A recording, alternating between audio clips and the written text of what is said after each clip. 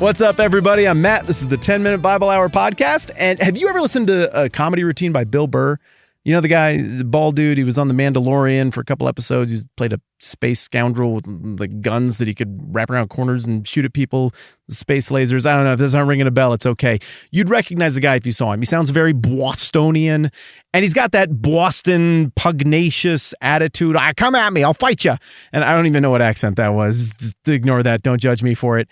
And, 10 or 15 years ago, that tough guy, Bostonian comedy thing worked for everybody, because back then you expected that comedy was just going to jab at everybody's sacred cows. Like, get ready to feel ridiculed. We'll all have a laugh. We'll laugh at ourselves. We'll laugh at you over there, and we'll get on with it. And maybe we'll be a little bit offended, but what are you going to do? Offended is part of comedy. Well, now, come on. You know how it is. You live in the world. We're trying to figure out how to coexist and get along with people who don't think the same stuff as us or come at things the same way. And at any given time, we feel like we need to do the kid gloves thing a little bit. And I look forward to when that evens out a bit more, when we like each other enough and trust each other enough that we can just have a laugh about everything together, and we're all in on the joke and we all like each other. And that's when you know you've got friends. But in the world of comedy, it's not really where we are right at the moment. You have to play to the base, and there's certain jokes you just don't crack unless you're Bill Burr or Dave Chappelle. Bill Burr just hasn't changed a bit. He does not care. And it's part of why I really like him. And don't get me wrong, Bill Burr, I don't know, he can be off-putting at times. Sometimes I'm like, hey, I disagree. That joke doesn't ring true, but it was really well crafted and it was funny, and I got to give you that. But what's fun about his not careness is that he'll go to, I don't know if he's played York, Nebraska, but let's go with York, Nebraska. Now he rolls in there and he will crack a bunch of jokes that the home crowd are going to love. He will rib the sacred cows of the left-leaning part of society.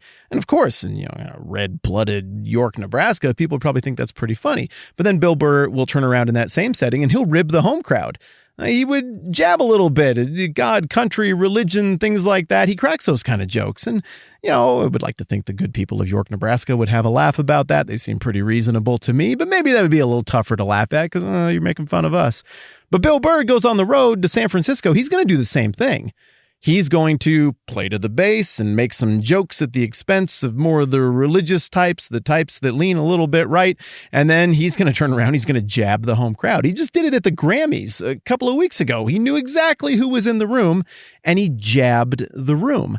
Well, if you want to understand what's going on inside Bill Burr or any comedian or public speaker's head, one of the things you got to know is who's in the room. When we interpret literature, when we interpret history, we have to take into account geography, just like we do intuitively when we think about things going on right now, and the history and the culture of the people attached to any given geographical setting. And sometimes in the Bible, that's kind of important, but the words are transcendent and universal, and it's just a nice footnote. But at other points, like where we are right now in Matthew chapter 15, we get to a passage where this is happening is a really big deal. In the same way that if you want to know what's going on strategically in Bill Burr's head when he cracks a joke at the expense of religious conservatives, you got to look at the map. If he's in York, Nebraska, you got a decent guess as to what he was going for at that point in the routine. Likewise, if you want to understand what Jesus and Matthew are going for in different parts of the Bible with what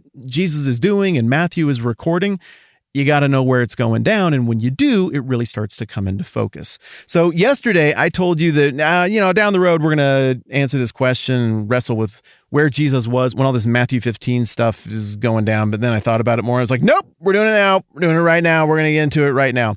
So here's the conundrum. Jesus was on the north shore of the Sea of Galilee, within a few miles of his old stomping grounds, after he finds out that his cousin, John the Baptist, got beheaded at a big booze party with sexy dancing. And then he wants to go into retreat for a little while, but nope, that does not work out. People follow him. And then he feeds 5,000 people and cares for those who track him down, even though he's trying to get a breather from everybody to just be sad for a while. Now, before he can catch his breath, some religious leaders come along and they start barking at him about why his disciples don't wash their hands the right way. Jesus has it out with them, and then he's like, really, no, I'm getting out of town for a while. And he goes on this journey, which covers what looks like a pretty good chunk of time. I mean, it must, just given how far he had to walk to cover all of this. But Matthew only gives us a part of the journey, only a couple of hints. We have to look at some other parts of the Gospels to figure out where else he might have gone. So he goes up north toward Tyre and Sidon, which are out at the coast. We talked about those a few episodes back. On that trip, he has this exchange with this Canaanite lady, which ends awesomely for her. And then in verse 29 of Matthew 15, after being way up north, it says, Jesus left there and went along the Sea of Galilee. Then he went up on a mountainside and sat down. And a bunch of crowds show up, and we're going to get to that in just a minute. So the question is, well, what part of the Sea of Galilee, and how would we know? Well, fortunately, over here in Mark, which is another book of the New Testament, it's the next one. My name was Matt. I was the firstborn. My little brother was Mark. See what my parents were doing there? And they always crack jokes like, we never did get around to Luke and John. Good one, Mom and Dad. So in Mark chapter 7, we get all of the same stuff. The controversy over stuff with the Pharisees. We get the encounter with the Canaanite or Syrophoenician woman. And then we get toward the end of this thing. And verse 31 of Mark 7, it says, Then Jesus left the vicinity of Tyre. Okay, so we're on the same road trip over here in Mark, and went through Sidon down to the Sea of Galilee. Okay, that actually all sounds a lot like the trip that gets laid out for us in Matthew, other than the fact that Sidon is an odd way to travel to get to the Sea of Galilee. But maybe what Mark is hinting at is that Jesus wanted even more time away, so he took a very strange, circuitous route to get to where he was going. But here's where we get our clue in Mark that for whatever reason Matthew omitted.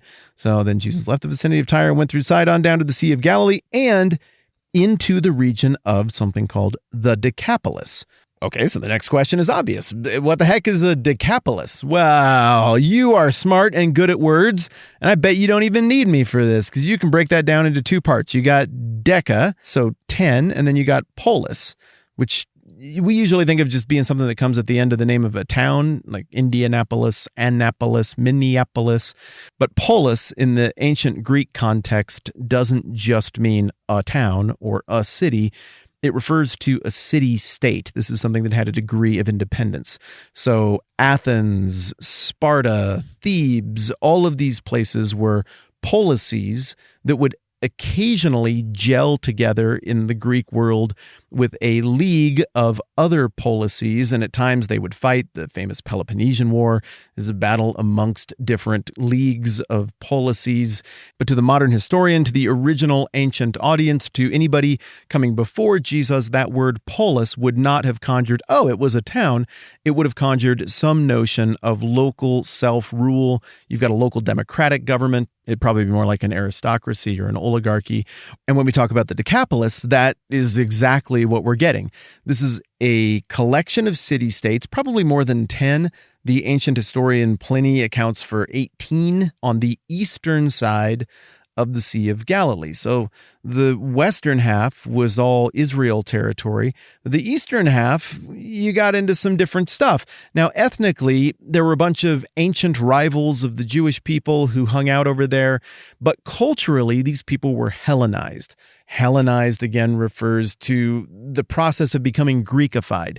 Alexander the Great came through in the late 4th century BC. He conquered everything, most of it bloodlessly, but just up the road, he defeated Darius of the Persians, who had been the overlord and the force of cultural gravity that had affected towns in the Nabatean Desert, the eastern side of the Sea of Galilee. And so they looked Persian-ish prior to Alexander's arrival, and then pretty quickly they started to look Greek-ish. And that was very intentional on the part of Alexander the Great. He wanted to Greekify the world. He brought along single Greek people to marry local people. He scattered the Greek language and Greek republican democracy all over the place, and it really took in some of these towns. And geography aided the process of some of these towns becoming more independent than others. If a town was really, truly, profoundly important, like Jerusalem or Alexandria, I mean, Alexandria is named after Alexander, so you see what's going on there, then they were going to be co-opted for the good of the larger Hellenistic world under Alexander the Great, and then later under his generals like Ptolemy and Seleucus, generals like that who divided up all of Alexander's empire after he died at a young age. So the big towns are going to have a big government presence under the Greeks, and eventually they're going to have a big government presence under the Romans. But some of these little policies adopt a bunch of the Greek ways, but never really get brought under the bridle of Greek authority or later Roman authority. And that's what the Decapolis is. And one of the ways that we learn about these mildly independent city-states on the frontier of the Roman Empire is that, again, this great historian, Pliny the Elder, actually writes about it. And I would like to read to you what he wrote. So Pliny the Elder, who was touring around this neck of the woods during the Jewish revolt that ended in 70 AD with the destruction of the temple in Jerusalem, had this to say about the Decapolis. Said, next to Judea is the Decapolis, which is so named after the number of its cities, but not all authorities agree about their names. Most writers, however, agree that Damascus is one of the 10. This town is on the banks of the river Chrysoros. Ooh, I tried. Well, it's in the neighborhood of something like that, which is eerily used to irrigate its meadows. The cities of Philadelphia and Raphana, wow, Rhaphana, I'm going with Raphana, are in the direction of Arabia. Scythopolis, which Father Liber, Dionysius, used to call Nysa after he'd buried his nurse on this place, owes its present name from a Scythian colony that was once established there. Gadara, also called Gerasa, which we've talked about at different points as we've worked our way through Matthew, on the banks of the river Hieromyx, Hippo, Dion, Pella, rich with its waters, and finally Galasa and Kanatha. These are a bunch of towns that I've not heard of. This is my voice again, by the way. That's not Pliny's voice anymore. These are a bunch of towns that I'm not that familiar with. I mean, obviously, a couple of these stand out. We think of Damascus, which is the capital of Syria, and it's on the road to Damascus that further on down the road in Acts, we have Saul having his encounter with Jesus on that particular route. And one of these towns, I think, is modern-day Amman, the capital of Jordan, but I don't remember which one that would be. The Philadelphia that's mentioned here is not the Philadelphia that is mentioned in the book of Revelation. You remember they've got those 7 churches that the book of Revelation starts with. Philadelphia that is talked about in Revelation is in modern-day Turkey. It's near the town of Ephesus. This is not the same town. Okay, we need to dig deeper into the history of all of this stuff, but I'm just going to need more time. So this is going to be one of those 2-parters. We'll just pause right here and pick it up right where we left off tomorrow. Hey, thank you to everybody who's supporting the program at patreon.com/the TMBH podcast. We've now mailed out a whole bunch of those Matthew Field Notes books. I've heard back from a bunch of you. Thank you for letting me know that you like them. That's awesome. I thought they were pretty fun. I'm glad to hear they're hit with you as well. And I've got a bunch more to mail out also. But thanks to everybody for jumping in and supporting. And those of you who do not support the program at patreon.com/the TMBH podcast, I like you too. And you don't have to. It's free. I'm just glad we get to hang out and do this stuff. All right, more on this Decapolis business and where we are in Matthew chapter 15. Mañana. I'm Matt. This is the 10-Minute Bible Hour podcast. Let's do this again soon.